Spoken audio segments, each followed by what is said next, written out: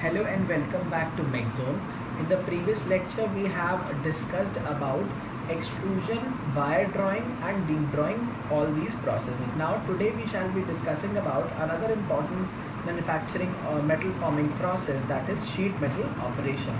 So to come first, that is the sheet metal operation is mainly a cold working process. It is not a hot working process. That is, it is done below the recrystallization temperature of the material. Here we are producing lightweight and versatile shape components. That is, the components which are produced generally are lightweight and they can be produced in almost any shape by using the sheet metal operation. The most commonly used metals or the materials are low carbon steel sheet. Why? Because cost is less, strength is good and formability is also good in case of this material. Aluminium and titanium are also used by sheet metal operation for mainly aircraft and aerospace. The main reason for using aluminium is that its weight is low, that is weight is less, and it can be molded in almost any shape and it has also very good strength. तो strength भी अच्छी होती है और किसी भी shape में आप उसको sheet metal की मदद से form कर सकते हैं और उसका वेट भी काफ़ी कम होता है. इनिशियली अगर हम अपनी डिस्कस करें हमारे कार्स के हिस्ट्री के बारे में, तो जो कार का सबसे पहले हमने फ्रेम बनाया था that was made of the cast iron. Cast iron से हुआ क्या, स्ट्रेंथ तो बहुत अच्छी थी लेकिन कार का वेट बहुत ज़्यादा बढ़ गया. उसके बाद धीरे धीरे जैसे भी हमारा एडवांसमेंट होता रहा, then we come to stainless steel. फिर हमने जो फाइनल अब बनाते हैं that is made of the aluminium. Aluminium का भी एक अलॉय होता है दैट इज़ ड्यूरालुमिन, और duralumin is mainly use for automobile body frames and it is also use in aerospace frames. Why? Because उसकी स्ट्रेंथ अच्छी है, उसकी कॉस्ट भी इतनी ज़्यादा नहीं है और उसका जो वेट है वो भी काफ़ी कम है. So we generally prefer components of having less weight for mainly automotive and aerospace industries. Sheet metal has become a significant material for automotive bodies and frames that I have already discussed in case of office furniture and frame for home applications. आजकल हमारे office और Holmes में जो भी हमारे like cupboards and almirahs के भी अगर हम फ्रेम बनवाते हैं या विंडोज़ के फ्रेम्स बनवाते हैं, they are made of aluminium because of its low cost and low weight and good strength. Now we come to the two main important sheet metal operations, that is piercing and this is also called as punching and the next is blanking. देखिए दोनों में बहुत ही minute सा difference है लेकिन difference तो है ही. So the first if we discuss about punching, it is actually, मान लीजिए आप किसी A4 पेपर में होल करते हैं, ठीक है. तो आपने क्या किया, आपने जब होल किया तो जब आप होल करेंगे तो एक तो आपका पेपर में होल हो जाएगा और होल के करस्पॉन्डिंग कुछ जो सर्कुलर एक डिस्क होगी वो भी आपकी डिटैच हो जाएगी A4 पेपर पे से. तो बस इसी प्रोसेस को ध्यान में रख के हम अपना पियर्सिंग दैट इज पंचिंग और ब्लैंकिंग को डिफाइन करेंगे. तो ब्लैंकिंग क्या है? Blanking is the process of making that disc. आप मान लीजिए पेपर में जब आपने होल किया तो जो आपको सर्कुलर डिस्क मिली that is called as blanking. उस प्रोसेस को हम कहेंगे ब्लैंकिंग, ठीक है. That is the punched out becomes the work piece and the major, मतलब जो आपका डिस्क या फिर सर्कुलर डिस्क निकली वो आपका वर्क पीस हो गया, बाकी जो होल वाला पार्ट हो गया वो आपका वेस्ट हो गया. वेयरएज पियर्सिंग में क्या है, पियर्सिंग में उल्टा हो जाता है. जो आपने होल बनाया, the process of making a hole is called as punching और पियर्सिंग. वेयरएज जो आपका डिस्क, जो सर्कुलर डिस्क निकला दैट बिकम्स वेस्ट. सो इन दो प्रोसेस में मेजरली यही डिफरेंस होता है. So here in this diagram we have shown how the sheet metal operation is taking place. This is a ram or the moving you can call it drawing force is applied on this punch and this punch is coming down and the area which is in contact with this sheet with this die is actually punched downwards. Now this is very important कि clearance क्या क्या दिया जाता है, किस पे क्या दिया जाता है. तो उसके लिए I have devised a short trick. ये पंच में क्या है, P से क्या हो जाएगा, प्लस. तो पंच का साइज जो हो जाएगा it is equal to the size of the hole. जो हमारा पंच का साइज है it is equal to the size of the hole and clearance is provided on the die. Punching में पंच पे क्लियरेंस नहीं होता, डाई पे clearance होता है. और ब्लैंकिंग में पंच पे क्लियरेंस होता है, डाई पर क्लियरेंस नहीं होता. तो पंच पर क्लियरेंस कुछ नहीं है तो it is equal to the size of the hole. Die पर क्लियरेंस है क्या हो जाएगा, punch size plus 2 times the clearance. Plus का मतलब पंचिंग से याद रखें कि पंचिंग में प्लस आ रहा है तो हमारा +2C हो गया. Remember in punching punch is correct size, punch का size is equal to the size of the hole, where जो हमने क्लियरेंस दिया है it is given on the die. Next is the blanking. Blanking में हमारा die पर तो clearance नहीं होता लेकिन पंच पर हो जाएगा। अब यहाँ पर P से तो प्लस था, अब एक में प्लस हो गया तो डेफिनेटली दूसरे में क्या हो गया, डाई साइज माइनस 2C। तो यहाँ C क्या है, C इज द क्लियरेंस। तो क्लियरेंस यहाँ पर किस पे दिया जा रहा है, पंच पे। यहाँ पर क्लियरेंस में किस पे दिया जा रहा है, डाई पे। बस हमें यही चीज़ इंपॉर्टेंट है जो याद रखना है।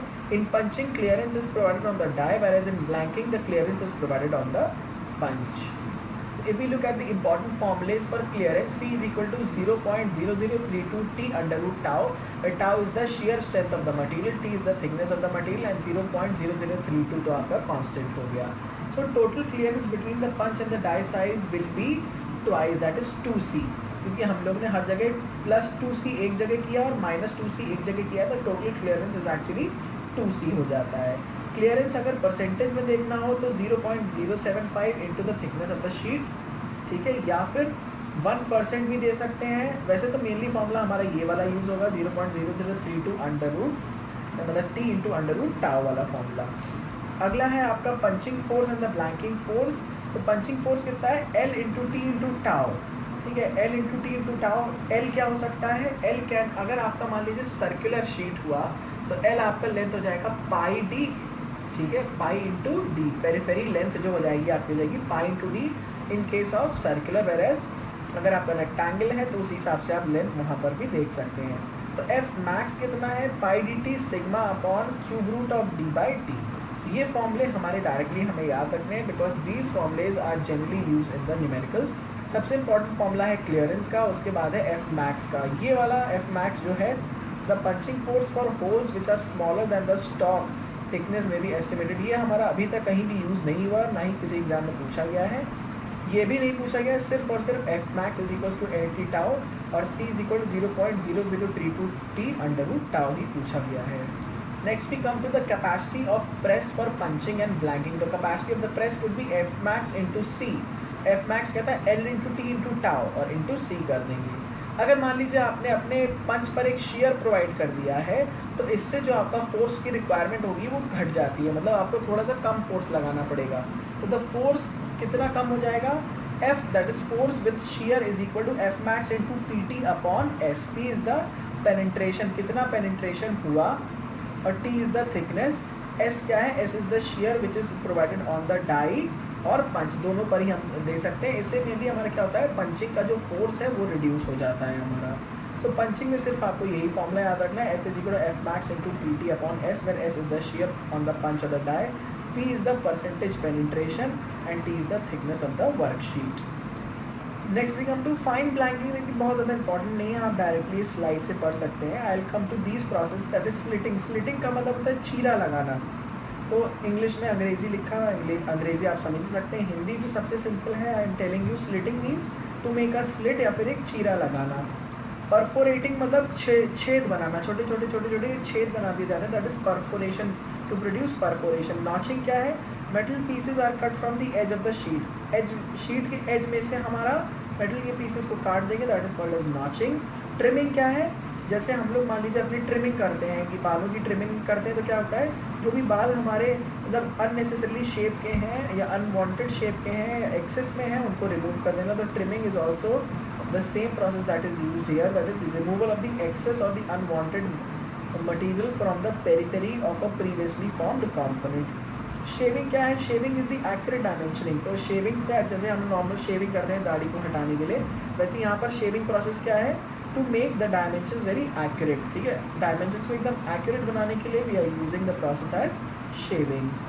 तो यहाँ पर आपको सारे डायग्रामेटिक भी दिखाए गए हैं, दैट इज लैंसिंग का दिखाया गया है. स्क्वीजिंग आपको पता है, metal is caused to flow through all the portions of the die cavity under the action of compressive forces हो गया.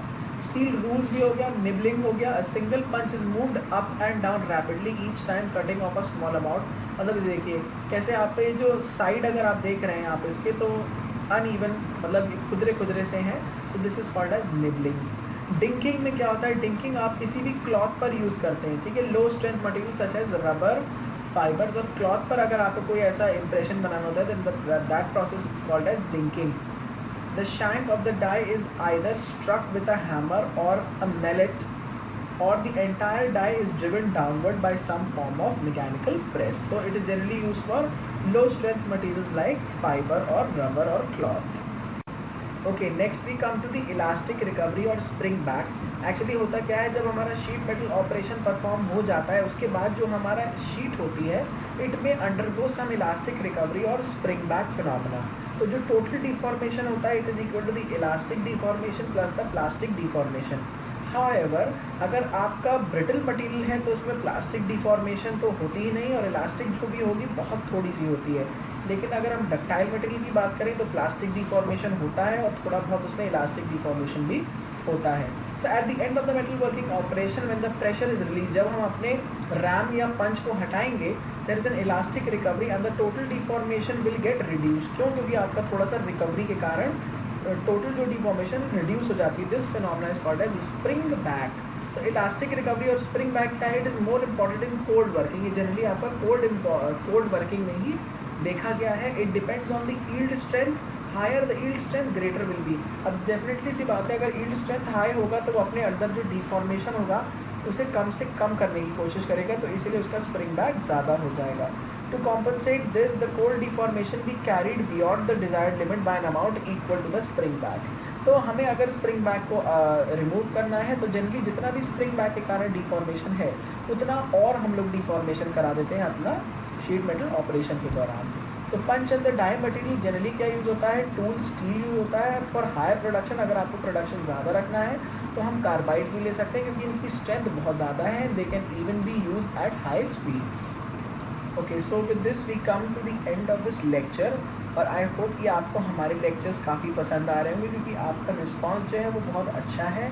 और इन लेक्चर्स के लिए हम लोग काफ़ी मेहनत करके बना रहे हैं ताकि आप लोगों के लिए हम सारा का सारा study material free of cost provide करा सकें और बेस्ट सूटेड जो आपके लिए मटेरियल वो हम आपको प्रोवाइड करा सकें एब्सोल्युटली फ्री ऑफ कॉस्ट. आप हमारे चैनल के बारे में दूसरों को भी बताइए ताकि उनको भी हमारे चैनल से बेनिफिट मिल सके.